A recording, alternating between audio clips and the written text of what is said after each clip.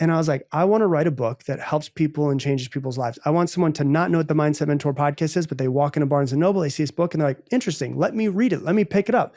And they read it and it changes their life. And then I played devil's advocate and I said, but you also want it to be successful, don't you? You also want it to be a New York Times bestseller. So you can have a little badge to put on yourself and say New York Times bestseller.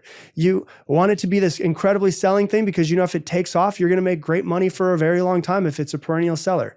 And I thought to myself, okay, can I use that egoic side of me to actually help me create a better book?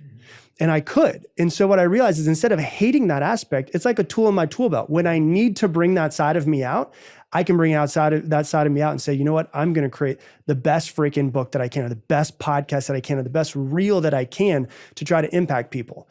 And so it's not about like trying to force change on myself. It's about loving every aspect of myself, the quote unquote good and bad, even though there is no good or bad, but every aspect of Rob.